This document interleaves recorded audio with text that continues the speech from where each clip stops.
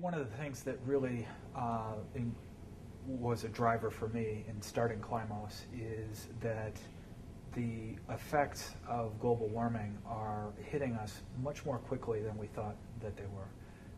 In 2003, 2004, the prediction for when the effects of global warming might eliminate the old Arctic ice cap in the summer was 2070, approximately. In 2005, 2006, they revised that forecast in to 2020 and then to 2013. Last year, or actually at the beginning of this year, now they said it might be this year or next year that we would see the first time with truly an ice-free Arctic. Last year was the first year that a boat was able to make the entire passage, the Northwest Passage, in history. So they drove through what had previously been completely iced over.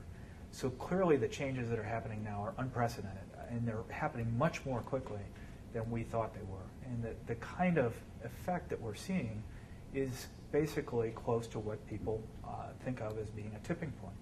Something where we are pushing the system past a point where it will start to accelerate away from us towards a warmer regime. And I think that that's a completely unknown territory, and it really means that the program of just pursuing emissions reduction simply is not enough. We need to look at ways that we might act now to pull CO2 out of the atmosphere, or we may even have to look at more extraordinary things to try to keep sunlight from hitting the surface of the planet, or more extraordinary geoengineering approaches. This year, the 13 largest national academies of science from the G8 plus the other large 5 economies issued a joint statement calling for immediate aggressive action on emissions reductions and climate, and calling for us to start looking at geoengineering approaches, which was unprecedented for scientists of that caliber to say, wow, this is really getting away from us. So there's a lot of very serious people looking at these. We're not doing this because we want to, because it's fun, because it's nifty or cool.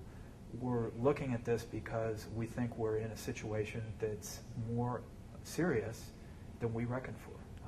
And I think the great thing is that we have some really serious people looking at these. These are extraordinary scientists.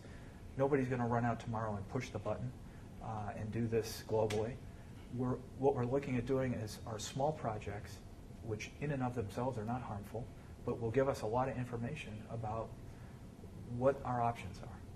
And I think it's great that we have the talent and the capability to even ask some